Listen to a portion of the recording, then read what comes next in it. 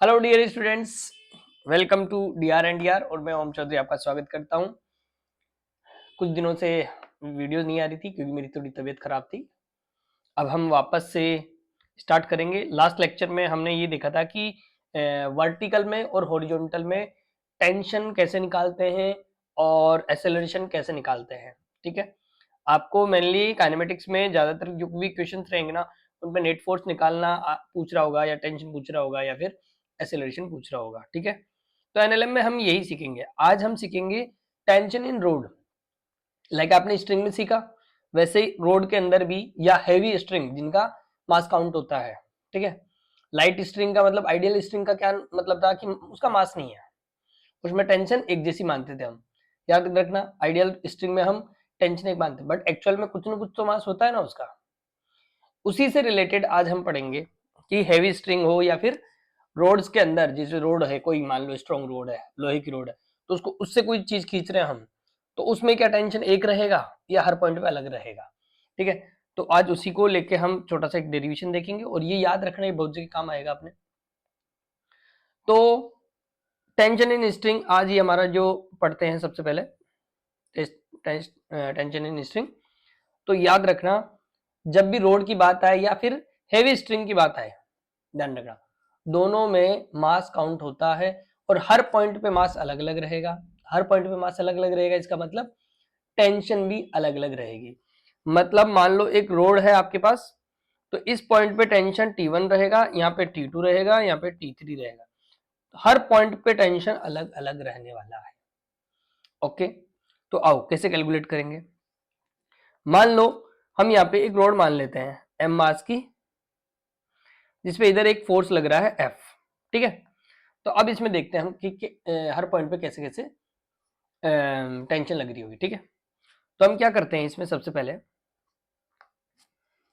कि आप इसकी एफबीडी बनाओ, तो ऐसा कर लो कि यहाँ पे आपने एफ फोर्स लगा दिया।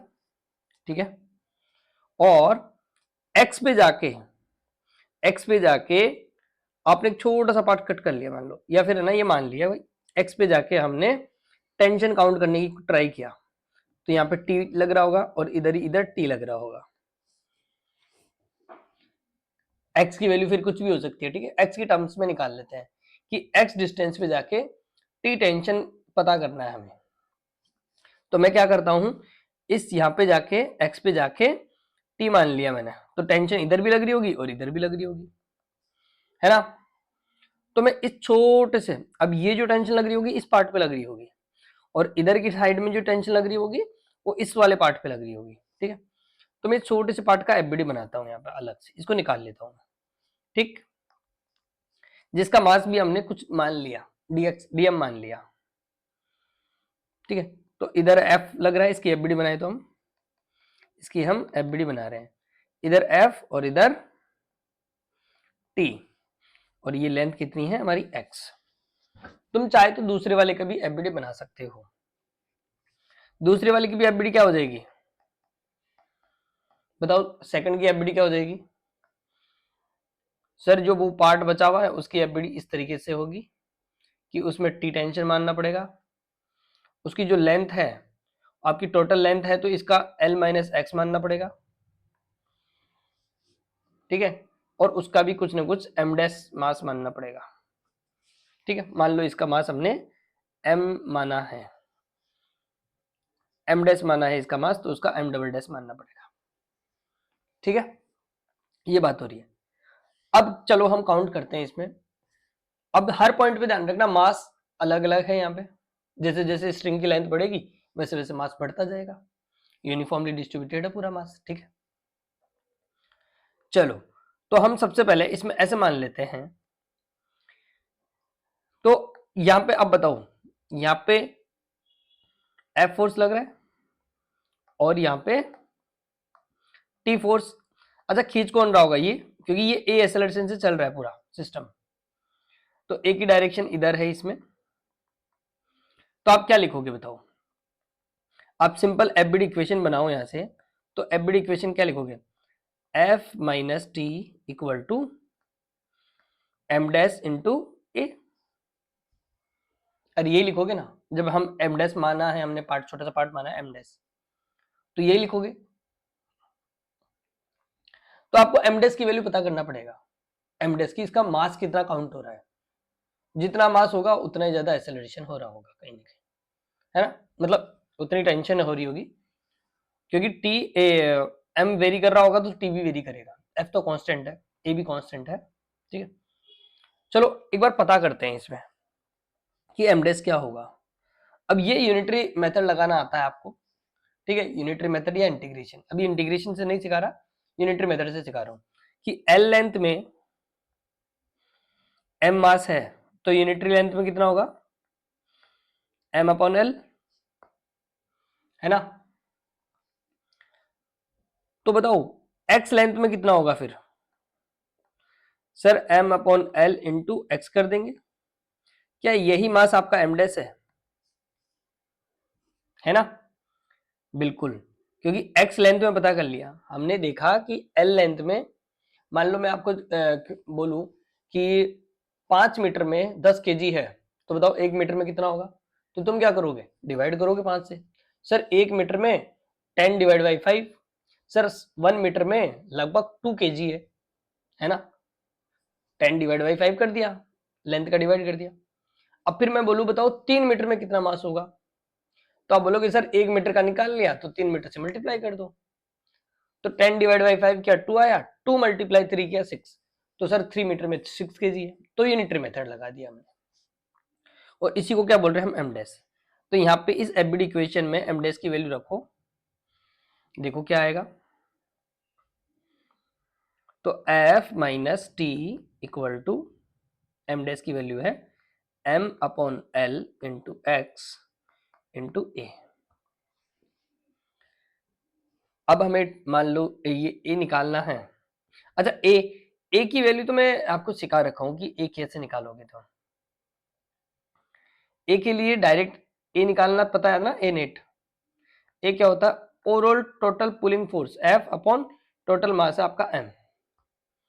तो ए की भी वैल्यू डाल सकते हो आप यहां से, पता है ना, ये direct short trick, total pulling mass upon total pulling force upon mass. तो आप यहाँ पे एफ माइनस टी लिखोगे equal to M upon L into X into A की वैल्यू डालो एफ अपॉन एम, एम से एम कट गया, तो ये बचा हमारा, ये इसको इधर भेज दो, इसको इधर भेज दो, तो F minus X F upon M equal to T. तो टी की वैल्यू आ गई है आपके पास, एफ भी कॉमन ले लो यहाँ पे, तो 1 माइनस, यहाँ पे एल आएगा, सॉरी एम से एम कटा है ना,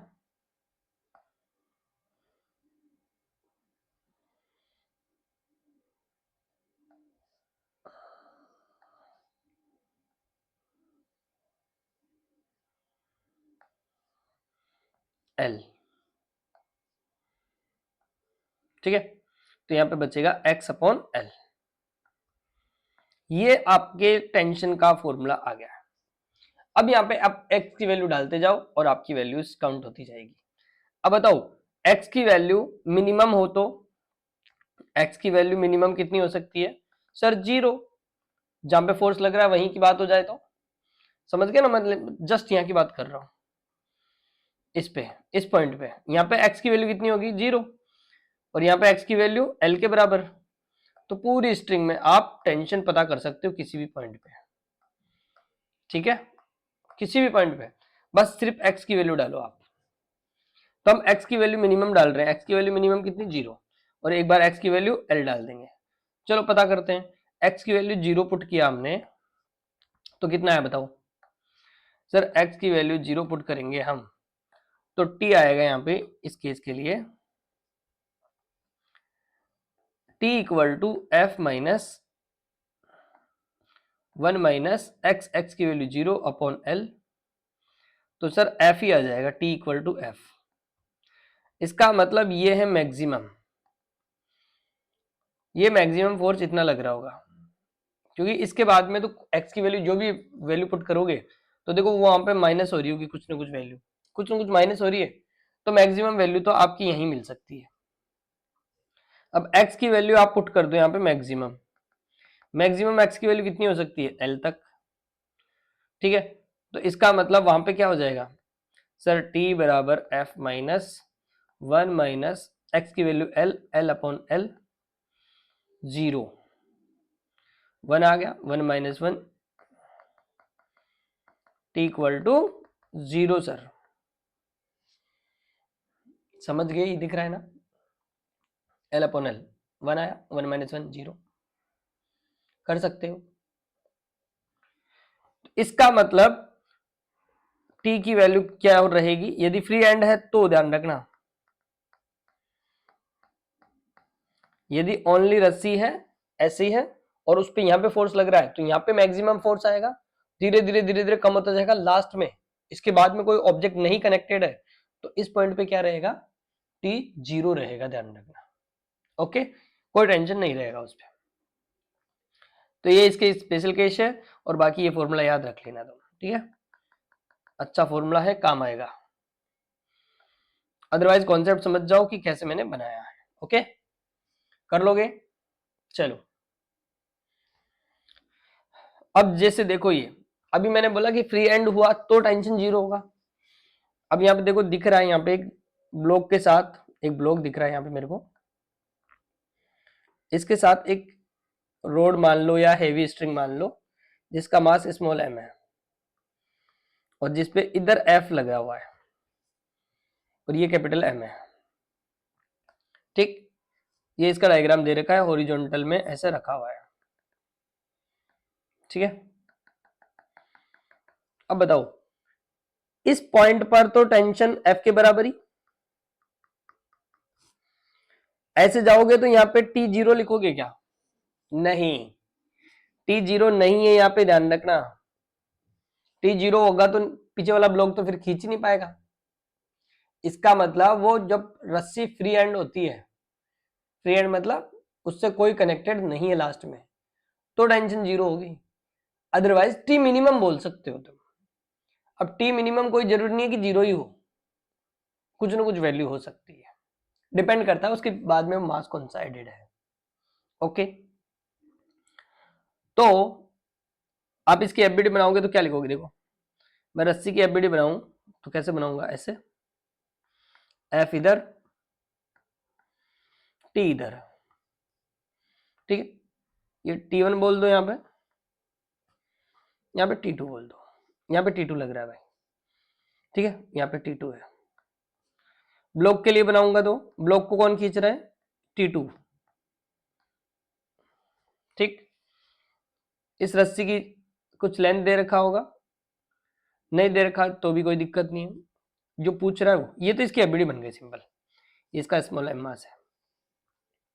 अब ये सोचो कि एम मास को पुल करने के लिए हॉरिजॉन्टल में सरफेस पे लगाए, पूछा क्या है वो, एक्सेलरेशन पूछ रहा है, तो एक्सेलरेशन फर्स्ट तो अपने आप ही आ जाता है, तुम्हें आंसर सिखाया हुआ है मैंने, क्या short trick, A equal to F pulling force, पूरे सिस्टम को कौन पुल कर रहा है, इस पूरे सिस्टम को पुल कौन कर रहा है, ये, इसके अलावा कोई वर्टिकल हॉरिजॉन्टल कोई फोर्स नहीं है, ना फ्रिक्शन है, यहाँ पे फ्रिक्शन होता तो फ्रिक्शन को भी काउंट कर लेते, तो हम लिखेंगे F upon M plus capital M, ये आपका एक्सेलरेशन आ गया। ठीक, फर्स्ट का तो ये आंसर है। बी का आंसर देखो, बी का आंसर देखोगे तो बी में क्या पूछा है, force the drop exert on the block, जो ये मतलब T2 के बारे में बोल रहा है, ब्लॉक पे लगा रही है, ब्लॉक को खींच रही है, मतलब T2 के बारे में पूछ रहा है। ब्लॉक और रस्सी के बीच में पॉइंट कौन सा, ये वाला, ये T2 लिखा है मैंने, है ना, तो ये वाला पॉइंट जो आपका है वो T2 है। अब इसके बारे में पूछ रहा है वो, मतलब T2 के बारे में आपको पूछ रहा है, T2 के बारे में निकालना है आपको, कैसे निकालोगे सर, इस वाले ब्लॉक की एफबीडी देखें हम तो इसको T2 ही खींच रहा है, तो T2 के लिए क्या कैपिटल M इंटू ए लिख सकते हो, बिल्कुल, तो T2 कितना आया, M इंटू ए कितना है sir, F upon M plus M, समझ गए,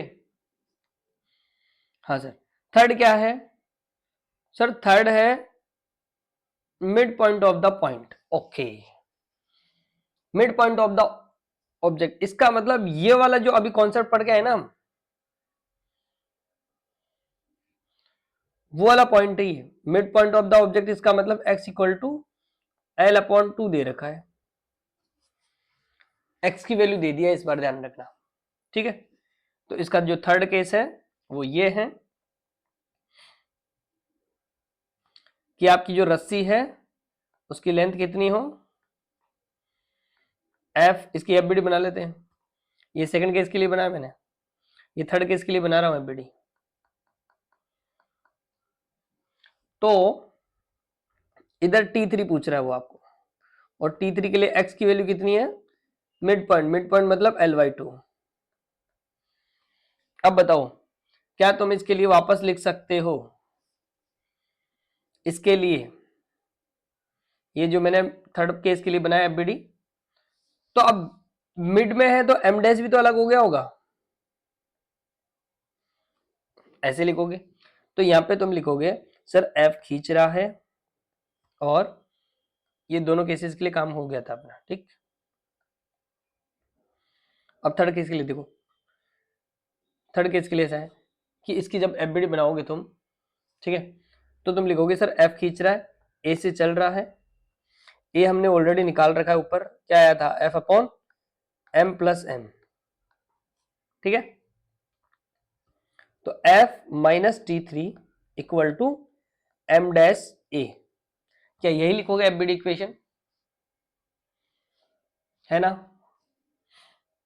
या फिर तुम्हें वो यदि फॉर्मूला याद है तो वो बना लो, वो डायरेक्ट याद रख लो, या फिर इसके अंदर वैल्यू आपको पुट करना पड़ेगा, ठीक है। तो करो, इसके अंदर वैल्यू पुट करो,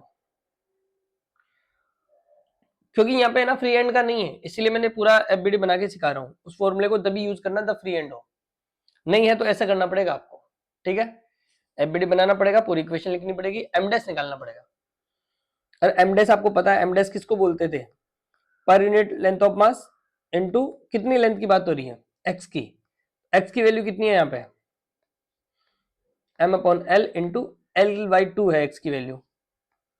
तो L/2 के लिए निकाल दो, कितना आएगा, L से L कट गया, m'/2, मतलब m डैश की वैल्यू हाफ है कैपिटल मास से।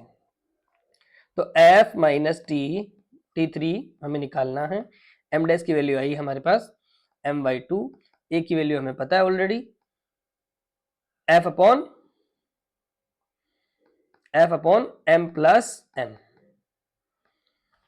अब यहाँ पे T3 को निकाल लो, T3 को उधर भेज दो, f माइनस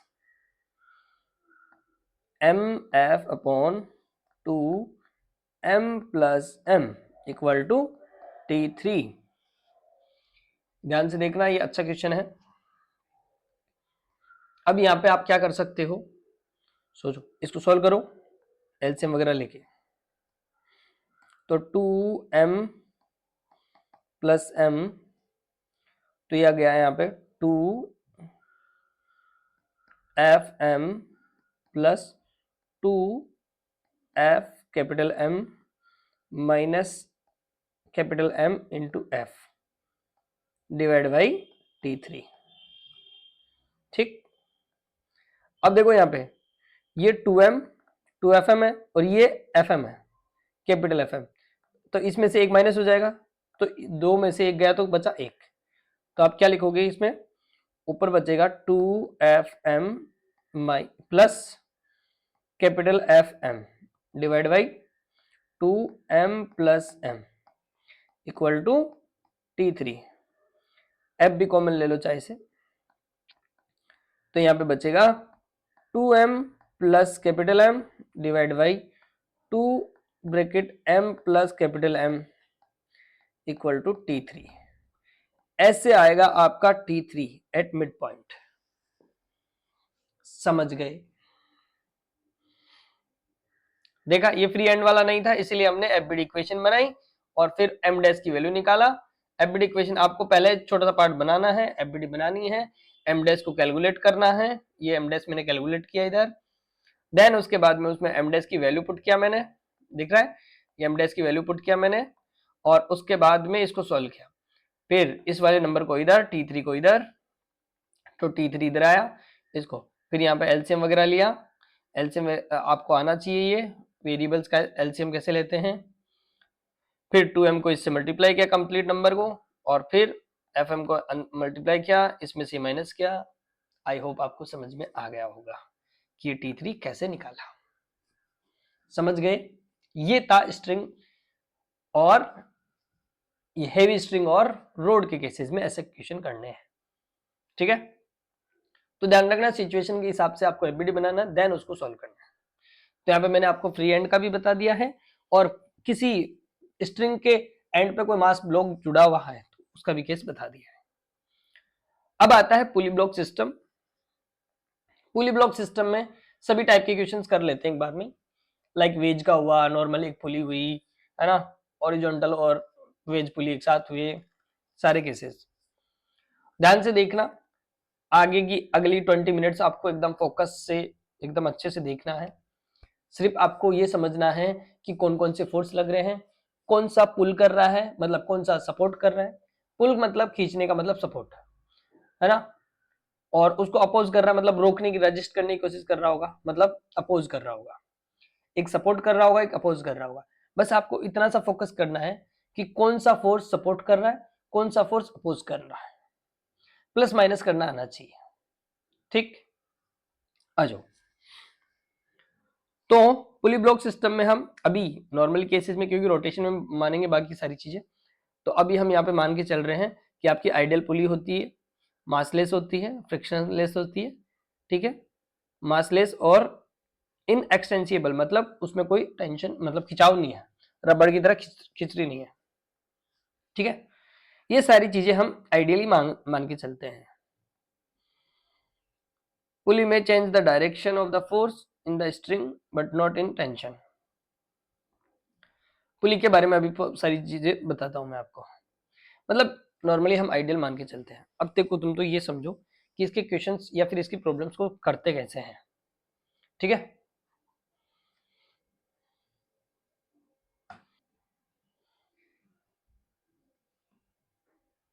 हाँ तो देखो इसके अंदर सबसे पहला केस लेते हैं कि एक पुली है और दोनों का जो मास है ना वो इक्वल है, ठीक।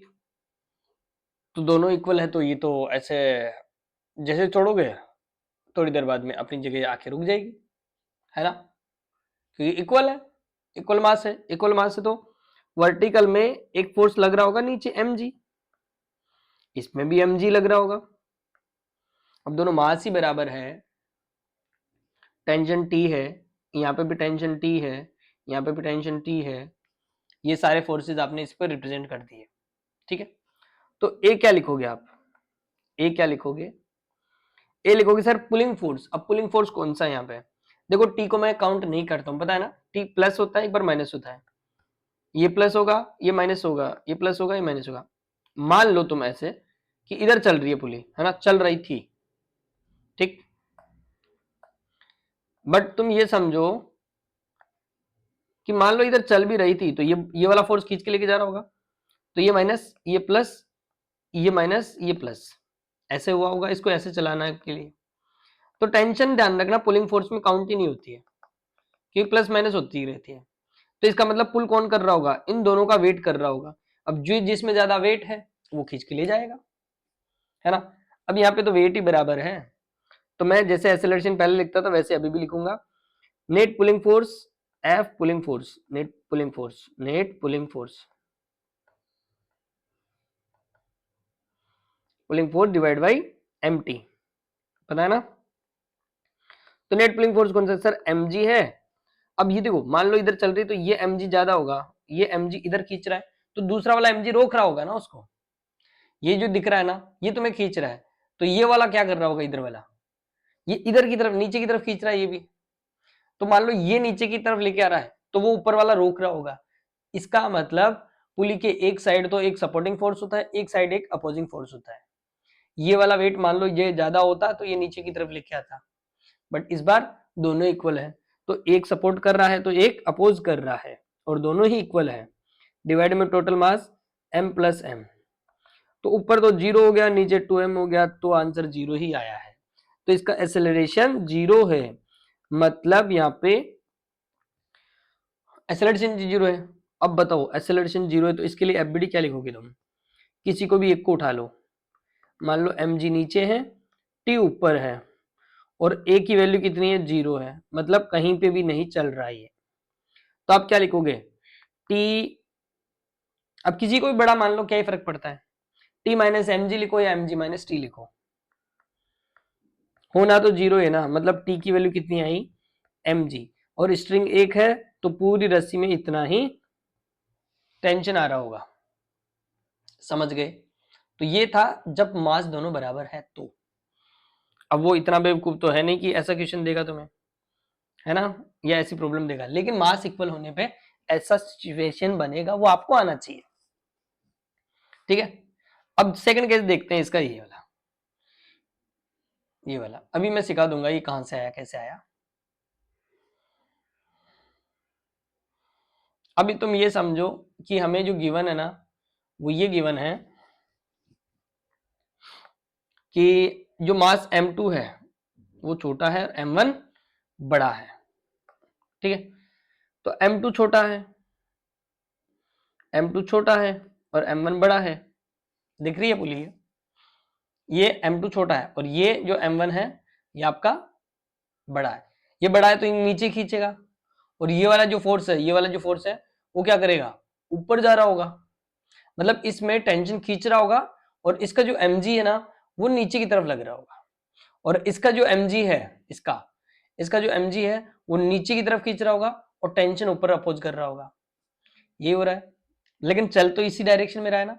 ये m1 है ना, m1 ये खींच के लेके जा रहा है, और m2 का जो वेट है mg, m2g, वो इसको अपोज कर रहा होगा। अब समझो मेरी बात, ये कैसे कि इसका m1g इधर लग रहा होगा, इसका भी m2g इधर लग रहा होगा, लेकिन बड़ा कौन?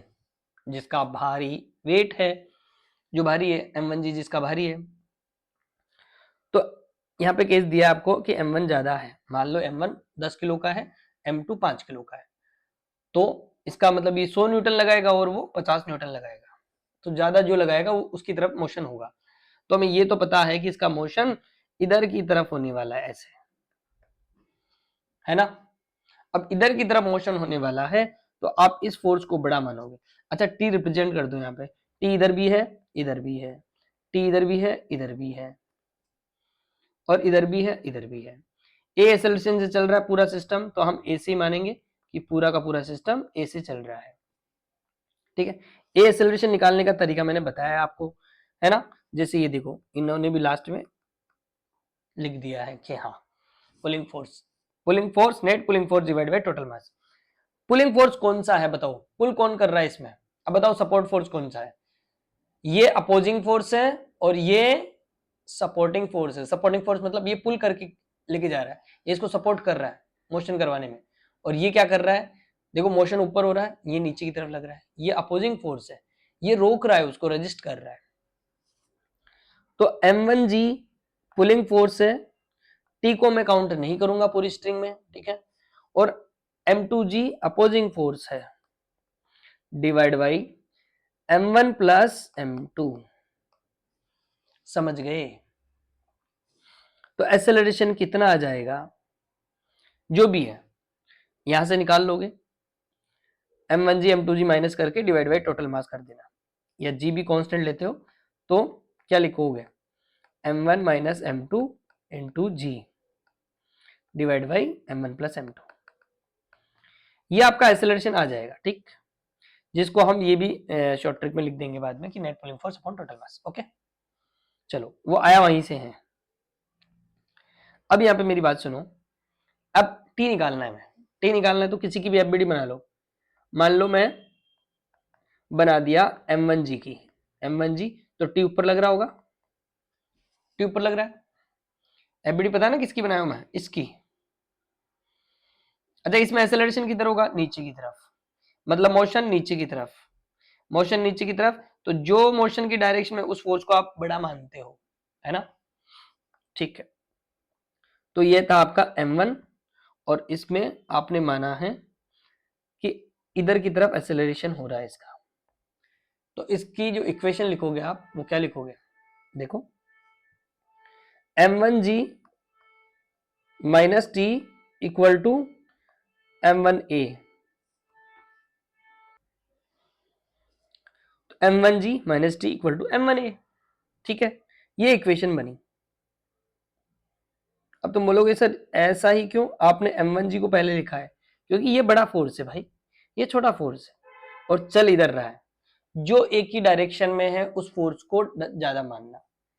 तो अब तुम बोलोगे सर इसका मतलब तो फिर इधर वाले को हम उल्टा लिखेंगे, मतलब इस वाले की एफबीडी बनाना हो हमें, तो क्या इस वाले की एफबीडी ऐसे बनाओगे, इसको तो टी ऊपर लेके जा रहा है और m2g नीचे लग रहा है ना। तो इसके लिए एफबीडी क्या लिखोगे, और इसका एक्सेलरेशन तो ऊपर की तरफ है, तो इसके लिए तुम एफबीडी क्या लिखोगे, sir T minus m2g equal to m2a।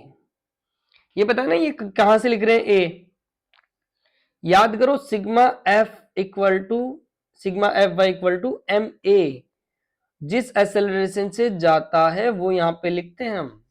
वैसे यहां पे लिखा मैंने sigma F Y equal to M A Y, जिस डायरेक्शन में एक्सेलरेशन है उसका। अब जिस डायरेक्शन में हम फोर्स लिखते हैं तो सब सारे फोर्सेस को लिख दो with direction equal to M A, M जिस ऑब्जेक्ट की एफबीडी बना रहे हो वो, और एक्सेलरेशन पूरे सिस्टम का कि किस एक्सेलरेशन से, कंबाइंड एक्सेलरेशन से चल रहा है वो। नीट वालों को जल्दी से नहीं बैठता इसलिए बोल रहा हूं, ध्यान से देखना ये मैंने क्या बोला है क्या लिखा है। यहां पे summation of total forces equal to M A, M किसका, उस बॉडी का जिसकी एफबीडी बनाए हो, और ए किसका, जिस एक्सेलरेशन से वो बॉडी जा रही है, जो आपने डायरेक्ट निकालना सिखाया मैंने, ये वाला एक्सेलरेशन। ओके, अब यहां पे तुम ये करो कि यहां पे ए की वैल्यू डालते हो, इधर मान लो ए की वैल्यू आप डालते हो, तो देखो टी निकाल सकते हो यहां से। अब या तो इक्वेशन ये यूज कर लो, ये रेड ब्लॉक में जो कर रहा हूं मैं, या तो ये इक्वेशन यूज कर लो, या ये ब्लू वाला ये इक्वेशन यूज कर लो आप, दोनों में से कोई सी, क्योंकि रस्सी एक है, एक्सेलरेशन आपके पास ऑलरेडी है, तो टेंशन निकल जाएगा। अब दोनों में इक्वेशन में जो आपको अच्छी लगे वो इक्वेशन यूज करके टी निकाल सकते हो। अब टी निकालोगे तो देखो m1g, इससे ब्लू से लिखते हैं, m1g minus m1a equal to T, मैंने टी को उधर भेज दिया है, ठीक है। ए की वैल्यू रख दो m1g माइनस m इंटू ए आया था आपका ये वाला, ठीक है। क्या लिखोगे m1 minus m2g divide by m1 plus m2 into T. इसको आपको सॉल्व करना है, ये वेरिएबल फॉर्म में है इसलिए थोड़ा सा ऐसा लग रहा है, तो जब इसको एलसीएम वगैरह लेके करोगे तो आपके पास टी आएगा 2 इंटू m1 m2, क्योंकि m1g कट जाएगा कहीं ना कहीं, ठीक है, और m1 m2 इंटू जी बचेगा आपका, डिवाइड बाई m1 प्लस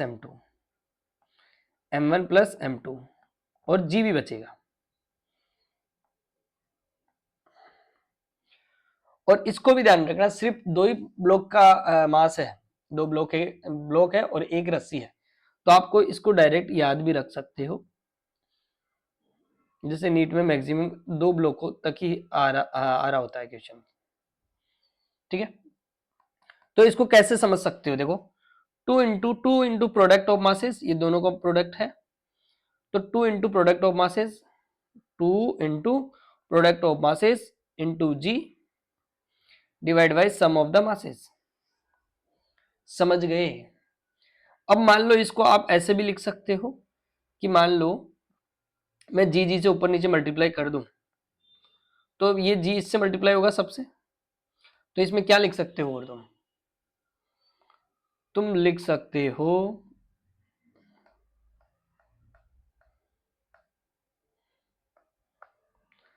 कि T मैंने जी से मल्टीप्लाई किया तो 2m1g m2g divide by m1g plus m2g। जी से ऊपर नीचे मल्टीप्लाई किया तो जी स्क्वायर हो गया ऊपर, तो एक जी को m के साथ दे दिया, दूसरे जी को m2 के साथ दे दिया, और नीचे जी से मल्टीप्लाई करोगे तो ब्रैकेट ओपन होगा तो m1g m2g। तो क्या इसको ऐसे लिख सकते हो, T इक्वल टू दिख रहा है, T equal to 2w1 w2 upon w1 plus w2, मतलब वेट है इसका, mg को वेट बोल सकते हैं ना। तो ये जो फॉर्मूला दिख रहा है तुम्हें यहाँ पे,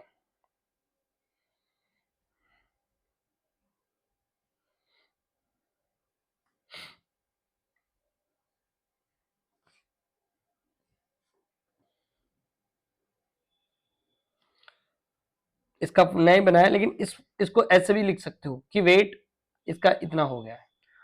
अब मान लो तुम्हें पुली के लिए पूछ ले, वो तुम्हें जो पुली है ना, पुली, ये पुली है, तो पुली की एफबीडी बनाने के लिए बोले तुम्हें, तो बताओ क्या करोगे तुम।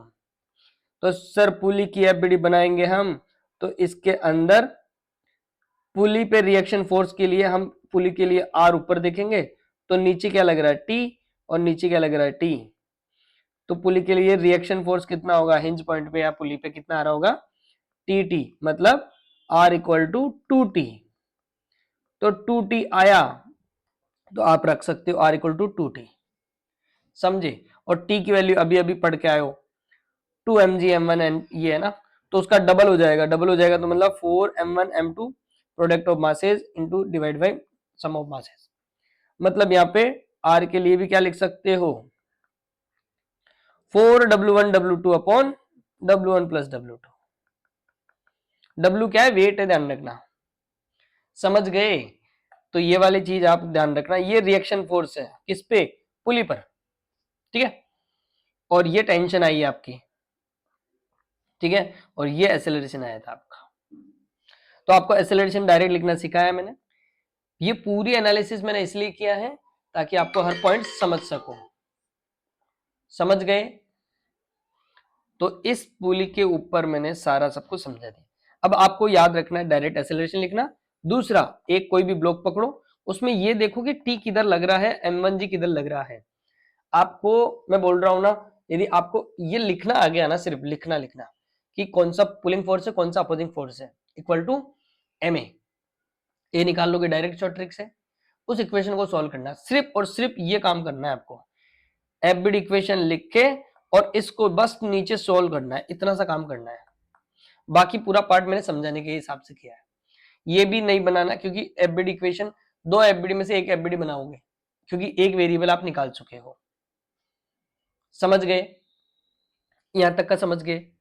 और ये मैंने लिखना सिखाया कि एक्सेलरेशन नेट पुलिंग फोर्स, तो वही शॉर्ट ट्रिक बन जाती है एक तरह से, शॉर्ट ट्रिक तो है ये, ठीक है। टेंशन निकला तो 2 into product of masses divide by sum of masses, ये भी लिख सकते हो जब दो की बात हो रही है तब, ठीक है। अदरवाइज तो आपको पता करो बस की पुलिंग फोर्स कौन सा है, अपोजिंग फोर्स कौन सा है, ठीक है। तो अब जल्दी जल्दी सिर्फ और सिर्फ अगली 5 मिनट के अंदर अंदर ये मैंने जो भी सिखाया ना, उससे रिलेटेड क्वेश्चंस करने की कोशिश करते हैं। क्वेश्चंस मतलब कॉन्सेप्ट्स, इसके डिफरेंट डिफरेंट टाइप के केसेस, ठीक है। तो आओ जल्दी जल्दी सीखते हैं अभी यहाँ पे। ये बताओ ये क्या है, M2G, साथ साथ समझना थोड़ा फास्ट फास्ट, ठीक है। यहाँ पे टेंशन लग रहा होगा, इधर से भी टेंशन लग रहा होगा, ठीक, इधर भी टेंशन लग रहा होगा, और इधर भी टेंशन लग रहा होगा, ठीक है। अच्छा यहाँ पे कोई फ्रिक्शन नहीं है, ठीक है, नो फ्रिक्शन। तो ओनली ऑन इस ब्लॉक की एफबीडी बनाए हम, तो क्या आएगा बताओ, इसकी ब्लॉक की एफबीडी बनाओगे तो क्या आएगा, सिर्फ टेंशन खींच रहा है सर, M1 को दो, मान लो ये नीचे की तरफ पुल फोर्स कर रहा है, ठीक है, ए एक्सेलरेशन जा रहा है, तो इसकी एफबीडी बन गई। दूसरे वाले की एफबीडी क्या बनाओगे सर, दूसरे वाले में M2G नीचे खींच रहा है और T ऊपर लग रहा है। मैंने बोला था तुम्हें, और पुली की भी बनाए, तो पुली का क्या होगा, देखो इधर ये लो पुली के लिए बना दिया मैंने, इधर T इधर T, तो रिएक्शन फोर्स किधर मिल रहा होगा, इधर, मतलब इस पे हिंज फोर्स किधर मिल रहा होगा, इधर हिंज पॉइंट पे रिएक्शन फोर्स इधर मिल रहा होगा। तो इन दोनों का, ये दोनों 90 पे दिख रहे हैं, क्योंकि ये एंगल कितना है 90 दिख रहा है हमें दोनों के बीच में, तो ये वेक्टर से सॉल्व हो जाएगा इसे, ये इधर ये इधर, ठीक। तो इधर की तरफ जो रिजल्टेंट आएगा टी नेट आएगा, वही आप आर को बोल रहे होंगे, तो R equal to T net आ जाएगा, ठीक है। अब बात आती है अपनी सिर्फ और सिर्फ एक्सेलरेशन लिखने की। तो एक्सेलरेशन बताओ क्या आता है? एक्सेलरेशन आता था net pulling force. Net pulling force कौन सा है? ये टी कट गया, ये तो हॉरिजॉन्टल में चल रहा है, तो इसका तो कोई एमजी तो आएगा नहीं, सिर्फ और सिर्फ किसका आएगा? एमजी, इसका, है ना। इसका एमजी खींच के लेके जा रहा होगा, अरे इसका एमजी थोड़ी खींच के लेके जाएगा, वर्टिकल में तो चल ही नहीं रहा ना, ये तो हॉरिजॉन्टल में चल रहा है, हॉरिजॉन्टल में तो कोई फोर्स ही नहीं है जो इसको खींच सके। टेंशन है, लेकिन टेंशन तो नेग्लेक्ट हो रहा है, टेंशन को काउंट नहीं करते पुलिंग फोर्स में। ये भी टेंशन है, प्लस माइनस हो गया 0, तो ओनली ऑन M2G खींच रहे हैं इसको, तो आप क्या लिखोगे? M2G divide by total mass कितना है? M1 plus M2 sir, M1 plus M2। Okay, समझ में आया? पहला एक्सेलरेशन निकल गया। सेकंड बताओ किसकी एफबीडी रखें हम? बताओ सेकंड एफबीडी मतलब किस टेंशन निकालना है, ठीक है, टेंशन निकालते हैं। तो सिंपल छोटी एफबीडी कौन सी दिख रही है हमें? ये ऊपर वाली, फर्स्ट वाली, है ना, तो इसको ले लो आप। तो यहाँ पे टी लग रहा है सिर्फ और सिर्फ किस पे? M1 फोर्स, इस पे टी लग रहा है, M1 ब्लॉक पे ए एक्सेलरेशन से चल रहा है, तो टी कितना आया? M1 into M2G upon M1 plus M2, ए की वैल्यू मैंने डाल दिया है यहाँ पे, ठीक। तो टेंशन भी आ गया। चलो थर्ड देख लेते हैं, पुली पे रिएक्शन फोर्स। पुली पे रिएक्शन फोर्स कितना आ जाएगा?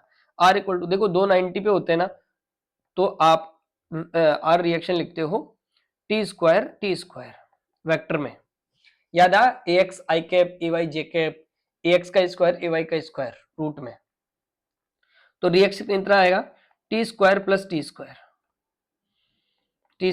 ठीक है, दोनों टी टी है, तो आर कितना आ जाएगा? 2√T, गलत लिख दिया, T√2, समझ गए? अरे दिमाग में बैठ गया ना।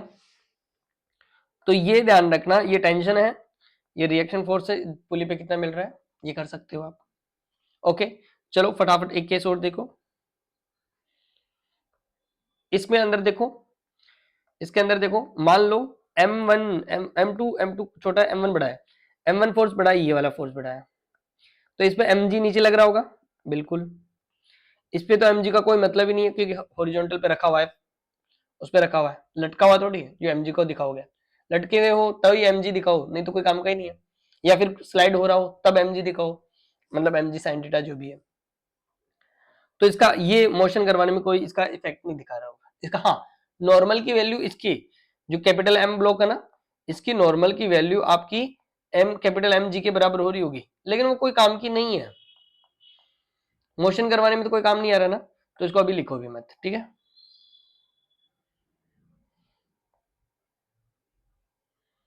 चलो तो सुनो, इधर मान लो ये पूरा का पूरा सिस्टम है ना ऐसे चल रहा है, ठीक है, ऐसे चल रहा होगा भाई, ये ऐसे चल रहा है, ठीक है। तो अब आप ये समझो कि इसके अंदर ये चल रहा है, तो M1 मास बड़ा है M1, और अच्छा M2 कितना लग रहा होगा इधर? अब बताओ M1G बड़ा है या M2G बड़ा? सर मास M1 बड़ा है तो M1G बड़ा होगा, है ना, M1G बड़ा होगा, इसका मतलब ये पुलिंग फोर्स है आपका, और ये अपोजिंग फोर्स है, ये तो अपोज कर रहा है ना, इसको रोक रहा है इधर से, ये एक इधर से खींच रहा है, इधर से खींच रहा है, तो ये अपोज कर रहा है एक। तो बताओ आप लिखोगे A इक्वल टू, बाकी और कोई फोर्स नहीं है, क्योंकि T तो कैंसिल हो जाएगा हर जगह से ही। अच्छा दो रस्सी हो गई, तो यहाँ पे T1 और फिर दूसरी रस्सी के लिए T2, लेकिन T2 हुआ तो भी कैंसिल हो जाएगा, टेंशन पुलिंग फोर्स नहीं है, मतलब नेट पुलिंग फोर्स में नहीं आता, नेट पुल नहीं कर रहा होता, जैसे खींचोगे लगेगा, जैसे छोड़ोगे 0, तो नेट पुलिंग फोर्स में नहीं है, एक्सटर्नल फोर्स में नहीं है एक तरह से। तो M1G खींच रहा होगा, बिल्कुल सही बात है, M2G अपोज कर रहा होगा, माइनस के साथ लिख दो, डिवाइड बाय टोटल मास कितना है m1 plus m2 plus m। ध्यान रखना पूरे सिस्टम का मास लिखते हैं हम। अरे वो कोई काम नहीं कर रहा लेकिन मास तो है ना उसका, जो बीच में रखा हुआ है ना, वो हॉरिजॉन्टल में चल रहा है, वर्टिकल में कोई काम नहीं आ रहा उसका, लेकिन मास तो है ना, तो m टोटल तो लिखेंगे भाई हम। ठीक है, तो ये एक्सेलरेशन लिख दिया। टेंशन लिखना है तो आप किसी भी एफबीडी को बना लो। देखो ये है एफबीडी, इसकी एफबीडी ले लेते हैं हम। एक्सेलरेशन नीचे जा रहा है, कौन से फोर्स को बड़ा मानोगे आप? m1g को, है ना? तो T1 अपोजिंग होगा, बिल्कुल सही बात है। क्या लिखोगे? m1g minus T1 equal to m1 into A. क्या यहाँ पे वेरिएबल आपके पास T1 ही है? बिल्कुल। तो T1 को क्या लिखोगे? m1g minus m1a। समझ गए ना क्या किया हमने? अरे T को इधर ले गया हूं मैं, कहीं पता चले ये क्या कर दिया। T1 को इधर लेके गया, m1 को इधर लेके गया, m1a माइनस हो जाएगा और T आपका पॉजिटिव हो गया। कई बच्चों को ये गड़बड़ हो जाता है, ये कैसे लिख दिया सर? अरे T को उधर लेके गया और m1g को इधर ले आया मैं, m1a को, तो यहां से आप निकाल पाओगे T1। ठीक, बात आती है T2 की। तो T2 के लिए भी अब बीच वाली एफबीडी मत बनाना। मैं कई बार बोलता हूं कि मिडल में जो भी रहता है उसकी एफबीडी मत बनाओ, बेटर रहेगा। तो थर्ड वाले की एफबीडी बनाओ, इसकी एफबीडी बना लो, मतलब लास्ट वाले की। ठीक है, तो इसकी एफबीडी बनाओगे तो क्या लिखोगे बताओ? इसकी एफबीडी बनाओ तुम तो क्या लिखोगे बताओ? सर इसकी एफबीडी में T2 इसको खींच के लेके जा रहा है और M2G इसको अपोज कर रहा है, इक्वल टू M2A, क्योंकि ये एक्सेलरेशन ए से तो जा रहा है। तो T2 की क्या लिखोगे इस बार? सर M2A प्लस M2G, उसको उधर भेज दिया, तो यहां से सर T2 भी आ जाएगा। समझ गए? अब ये देखो कितना सिंपल हो गया है, इतना कॉम्प्लिकेटेड क्वेश्चन। सिर्फ आपको ये देखना है एक्सेलरेशन में कौन पुलिंग फोर्स है, आपको ये भी देखना है कि कौन सी एफबीडी, कौन सा ऑब्जेक्ट चूज करें ताकि सिंपल हो जाए। तो मैं बोल रहा हूं या तो फर्स्ट में लो या लास्ट में लो, बीच वाले पे बीच में मत अटको। क्यों? क्योंकि बीच वाले की एफबीडी तुम बनाना स्टार्ट कर दिए तो दो वेरिएबल आ जाएंगे। देखो इसकी भी एफबीडी बना सकते हो, ऐसी कोई बात नहीं। क्या लिखोगे इसके लिए? क्या लिखोगे इसके लिए? लिखोगे सर T1 इधर है, T2 इधर है और M है और A एक्सेलरेशन इधर जा रहा है, तो आप T1 को एक्स्ट्रा मानोगे। T1 एक्स्ट्रा है मतलब ज्यादा है, T1 minus T2 equal to capital M into A. ये इसकी एफबीडी है, लेकिन यहाँ पे दोनों ही नहीं पता हमें, इसलिए दो वेरिएबल आ जाएंगे। तो इससे बेस्ट है आप फर्स्ट और लास्ट की एफबीडी बनाओ। ठीक है, और ये करो। अगला केस, ये आपके लिए एक छोटा सा होमवर्क। आई होप यहां तक समझ में आ गया होगा। और ये भी यहाँ पे भी एक पुली ऐसे बना लेना, रंग से ऐसे फिक्स हो रखी है ऊपर से, और इसका आपको एक्सेलरेशन बताना है, T1 बताना है, T2 बताना है। T1 किसी भी एक रस्सी में मान लो और T2 दूसरी रस्सी में मान लो। ये आपके लिए होमवर्क। ठीक है, आई होप यहां तक आपको ये शॉर्ट ट्रिक और ये एफबीडी बनाना, कौन सी एफबीडी चूज करना, ये आ गया होगा। ठीक है, तो आज का लेक्चर बहुत इंपॉर्टेंट था, इसको देखना। इसके बाद में एक आपको बताऊंगा कंस्टेंट और फ्रिक्शन में जब बात करेंगे ना, तो वहां पे भी एक शॉर्ट ट्रिक चलती है, जोड़ो घटाओ मेथड सीखेंगे। ओके, चलो बाय बाय, टेक केयर।